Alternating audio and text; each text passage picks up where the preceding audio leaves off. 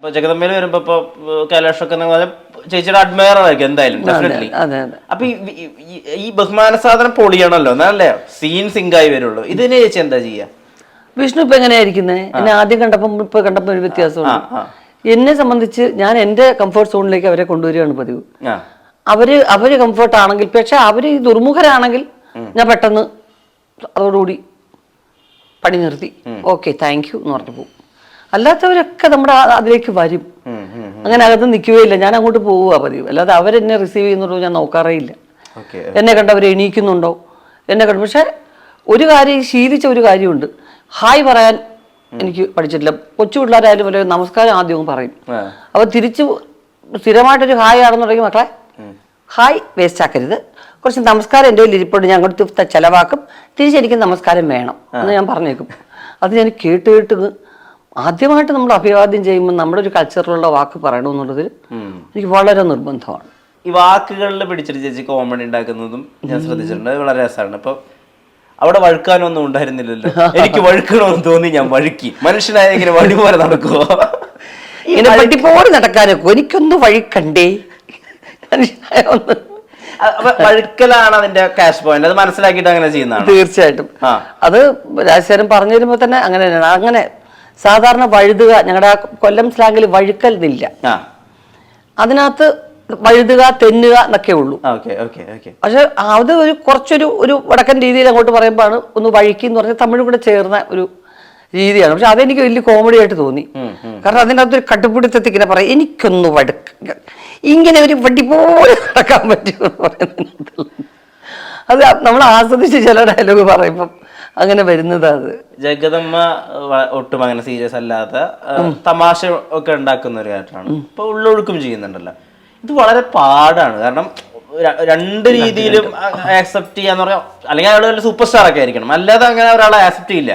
ഇത് ചേച്ചിക്ക് ഇത് നന്നായി പറ്റുന്നുണ്ട്. ഇതെല്ലാവരും ഇത് ഉള്ളൊഴുക്കിന് ഉദാഹരണം പറഞ്ഞാൽ വിഷ്ണു ഇത് പാടാണ്. വിഷ്ണു ഒരു ജീവിതത്തിൽ 1-2 വട്ടമൊക്കെ അത്ര പടഞ്ഞ കേട്ടോ. കാരണം എന്താ വെച്ചാൽ ഞാനൊരു ഒരു ക്യാരക്ടർ എന്നിലേക്ക് ആക്കുന്ന ആളാണ്. ഒരു ക്യാരക്ടറിന്റെ അങ്ങോട്ട് പോയിട്ട്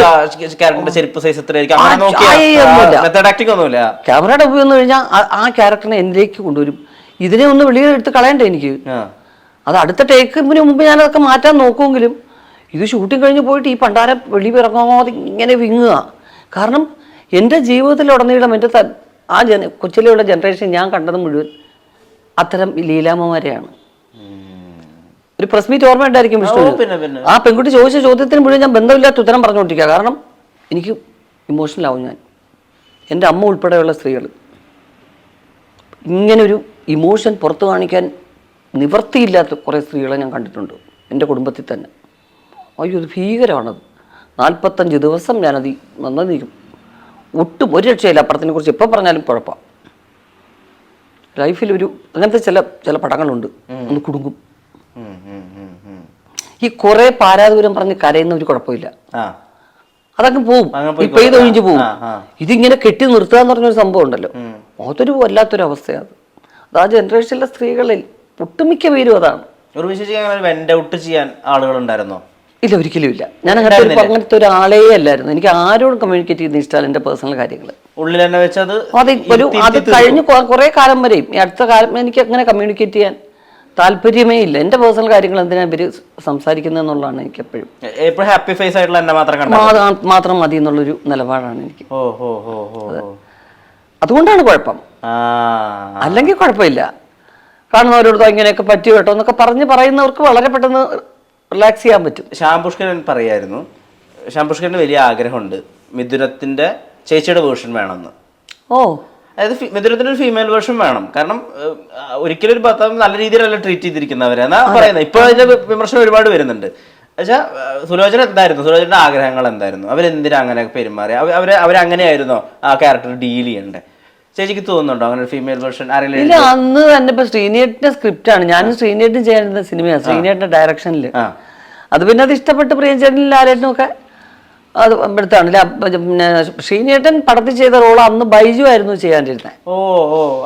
അതെ അതെ, അതൊരു പത്രപ്രവർത്തകനാണ് എൻ്റെ പ്രൊഡ്യൂസറായിട്ട് അങ്ങനെ ചെയ്യാതിരുന്നതാണ്. പല്ലിശ്ശേരി രത്നാകരൻ എന്ന് പറയുന്ന ഒരു അദ്ദേഹത്തിനാണ് പ്രൊഡ്യൂസ് ചെയ്യാൻ വേണ്ടി അദ്ദേഹമാണിത് പറയുന്നത്. ആ സ്ക്രിപ്റ്റ് ഉഗ്രനായിരുന്നു. അപ്പൊ ലാലേട്ടന് വേണ്ടി കുറെ അദ്ദേഹത്തിന്റെ സൂപ്പർ സ്റ്റാർഡം വന്നു കഴിഞ്ഞതിന് ശേഷമുള്ള കുറച്ച് മാറ്റങ്ങളൊക്കെ ചെറുതായിട്ട് വന്നിട്ടുണ്ട്.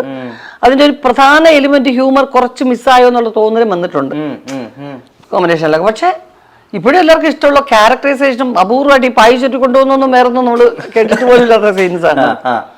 പക്ഷെ അപ്പോഴും നമ്മൾ പറയുന്നത് വെച്ച് കഴിഞ്ഞാൽ സുലോചനയും ഇവരും തമ്മിൽ ഇത്രയും വർഷം പ്രണയിച്ചു എന്നുള്ളതല്ലാതെ അദ്ദേഹം പറയുന്ന ക്ലൈമാക്സിനോട് അടുപ്പിച്ച് പറയുന്നത് ഞാനൊരു ഭർത്താവ് മാത്രമല്ല, ഒരു മകനാണ്, ഒരു സഹോദരനാണ്, അല്ലെങ്കിൽ എല്ലാം ഉണ്ട്. ഇതെല്ലാം ഉണ്ട്, എൻ്റെ അകത്ത് കുറെ പ്രശ്നങ്ങളുണ്ടെന്ന് മനസ്സിലാക്കാതെ നീ പെരുമാറുന്നു. മനസ്സിലാക്കാൻ ഒരിക്കലും കമ്മ്യൂണിക്കേറ്റ് ചെയ്തായിട്ട് കാണിക്കുന്നില്ല. അതാണ് അതിന്റെ ഒരു ഡിഫക്റ്റ് ആയിട്ട് എനിക്ക് ഫീൽ ചെയ്തത്. അന്നും നമ്മൾ സംസാരിച്ചില്ലെങ്കിൽ പോലും അതുപോലെ തന്നെ ഒരു സ്ത്രീ എല്ലാ കാലത്തും അവളൊരു പ്രായം കഴിഞ്ഞു കഴിഞ്ഞാൽ അവളുടെ കുടുംബവും അവൾ വളർന്ന സാഹചര്യവും എല്ലാം വിട്ടിട്ട് സർവസ്വവും നിങ്ങളാണെന്ന് പറഞ്ഞൊരു ഭർത്താവിൻ്റെ അടുത്തേക്കല്ലേ വരുന്നത്. ഈ അടുത്ത് നിങ്ങൾ രണ്ടാളും കൊണ്ടിരുന്നിട്ട് ചേച്ചിയും രഞ്ജനി ഹരിദാസും കൊണ്ടിട്ട് കല്യാണത്തെ ട്രോളുന്നുണ്ടായിരുന്നല്ലോ. അയ്യോ, ഇപ്പൊ പക്ഷെ അതൊരു ട്രെൻഡ് ഉണ്ട്. കുട്ടികൾക്ക് പൊതുവെ കല്യാണം വലിയ ഇഷ്ടമല്ല. അതായത് കമ്പാനിയൻഷിപ്പ് ആവാം, കല്യാണം ഇൻസ്റ്റിറ്റ്യൂഷൻ ഓഫ് മാരേജ് ഉണ്ടല്ലോ, കല്യാണം എന്നുള്ളൊരു ചടങ്ങ്, അത് താല്പര്യമില്ലാത്ത പെൺകുട്ടികളെണ്ണം കൂടി വരുന്നുണ്ട്. ചേച്ചി ട്രെൻഡിനെ എങ്ങനെയാ നോക്കി കാണുന്നത്? ഉത്രയുടെയും വിസ്മയുടെയും ഒക്കെ കഥ കേൾക്കുമ്പോൾ അറിയാതെ ഞെട്ടലോടെ ഓർത്തു പോകും. ഇതൊരു ഒരു പ്രസ്റ്റീജിയസ് പ്രശ്നമാണ് മാതാപിതാക്കളുടെ. എങ്ങനെയും ഒരു പെൺകൊച്ചിനെ സർവ്വതും വിറ്റും കൊണ്ടു നടത്താനുള്ള തിരിച്ചു വന്നു കഴിഞ്ഞാൽ മോശമാണെന്ന് ചിന്തിക്കുന്ന ഒരു രക്ഷകർത്തൃ സമൂഹം. അവർ ഈ കുട്ടികളും മരിച്ചു പോയിട്ടൊന്നും ചെയ്യാതെ പിന്നെ സംസാരിച്ചിട്ട് കാര്യമില്ലല്ലോ. തിരിച്ച് കമ്മ്യൂണിക്കേറ്റ് ചെയ്ത് അങ്ങോട്ട് പലതും കമ്മ്യൂണിക്കേറ്റ് ചെയ്യുന്നുണ്ട്. അവ സഹിച്ച് നിൽക്കുക എന്നുള്ളതാണ്. ഞാൻ ഉൾപ്പെടെയുള്ള സ്ത്രീകൾ അത് പഠിച്ചിട്ട് ഒന്നാണ് കുറെ അനുഭവിച്ചത്. അപ്പോ ആ ധാരണ മാറണം. അവർക്ക് പോകാനൊരു സ്ഥലമുള്ളത് എനിക്ക് വരുമാനമുള്ളത് കൊണ്ടാണ്, ഞാൻ ജോലി ചെയ്തുകൊണ്ടാണ്. അതില്ലാത്ത പെൺകുട്ടികൾ എന്ത് ചെയ്യും? ഭർത്താവിനെ അളവറ്റ് സ്നേഹിച്ചു പോകുന്ന പെൺകുട്ടികൾ എന്ത് ചെയ്യും? പോകാനൊരു ഇടമുണ്ടോ എന്നൊരു തോന്നൽ പെൺകുട്ടിക്ക് ഉണ്ടാവണം. പ്രേക്ഷകർ വല്ലാതെ ആഗ്രഹിക്കുന്നു, ചോദിക്കുന്നു. ഇപ്പൊ ഈ കമൽഹാസൻ രജനീകാന്തൊക്കെ ഒന്നിക്കുന്നത് പോലെ എന്ന് ശ്രീ മോഹൻലാലും ഉർവശിയും അഭിനയത്തിന്റെ 2 ധ്രുവങ്ങൾ, എത്രയോ വലിയ ഹിറ്റുകൾ, എത്രയോ വലിയ ഓർമ്മകൾ. നിങ്ങൾ ഒരുമിക്കാൻ ഒരു സിനിമയും ഒരു സബ്ജക്റ്റും അങ്ങനെ സംഭവിക്കാൻ സാധ്യതയുണ്ടോ? ഇല്ല, ആരെങ്കിലുമൊക്കെ നല്ല സ്ക്രിപ്റ്റ് കൊണ്ടുവന്നാലല്ലേ. കാരണം ഇപ്പം മറ്റൊരു ഹീറോയിനെ അഭിനയിക്കുന്ന പോലല്ല, ഞാനും ലാലേട്ടും ചെയ്യുമ്പോൾ അതിനകത്തൊരു ഹ്യൂമറിന്റെ വലിയ എലിമെന്റ് പ്രതീക്ഷിക്കും. ഒരു സീരിയസ് ഫിലിം അല്ല, ഒരു തുടരുമല്ലായിരിക്കും പ്രതീക്ഷിക്കുന്നത്. ആ ഒരു വ്യത്യാസം കൊണ്ട് അത് എല്ലാ ഡയറക്ടേഴ്സിന്റെയും മനസ്സിൽ ആഗ്രഹം ഉണ്ടെങ്കിലും കുറേ പുതിയ ഡയറക്ടേഴ്സ് എന്നോട് പറയും, ചേച്ചി ലാലേട്ടൻ പക്ഷെ നിങ്ങൾ സ്ക്രിപ്റ്റ് കൊണ്ടുപോകാന്ന് പറഞ്ഞാൽ അവരുടെ മനസ്സിലൊരു ടെൻഷൻ ഉണ്ടാവൂലേ. കാരണം ചെയ്തു വെച്ചിരിക്കുന്ന ഈ പടങ്ങളുടെ അതിനെ ഓവർകം ചെയ്യുന്ന ഒരു സിനിമ അതുകൊണ്ടുള്ള പ്രശ്നമാണ്. അല്ലാതെ ഞങ്ങൾ രണ്ടുപേർക്കും ഒരു പ്രശ്നമില്ല. തീർച്ചയായിട്ടും അല്ല, അത് അങ്ങനെ ഒരു സിനിമ കിട്ടാത്തത് കൊണ്ടാണ്. നോർമൽ ഫിലിമിലേക്ക് ഒരു റീ എൻട്രി പറ്റില്ല. സിനിമകൾ ഇങ്ങനെ ചെയ്തുകൊണ്ടിരുന്നെങ്കിൽ അറിയത്തില്ലായിരുന്നു. ഞാൻ തമിഴിലേക്ക് ഒരു 95ഓടുകൂടി അങ്ങോട്ട് പോയി. പിന്നെ തമിഴിൽ എൻ്റെ ഒരു വലിയൊരു റീ എൻട്രി ആയിരുന്നു. മൈക്കിൾ മദന കാമരാജൻ, അങ്ങനെ ഇങ്ങനെ അവിടുത്തെ സ്റ്റേറ്റ് അവാർഡ്, അവിടുത്തെ മകളിർ മറ്റും കുറേ സിനിമകളുമായിട്ട് അങ്ങനെ ഒരു പോക്കായിരുന്നു. മായ ബസാർ 1995 എന്നൊക്കെ പറഞ്ഞ് കുറേ സിനിമകളായിരുന്നു. അത് കഴിഞ്ഞ് ഞാൻ പിന്നെ വരുന്ന അച്ചുവിൻ്റെ അമ്മയാണൊരു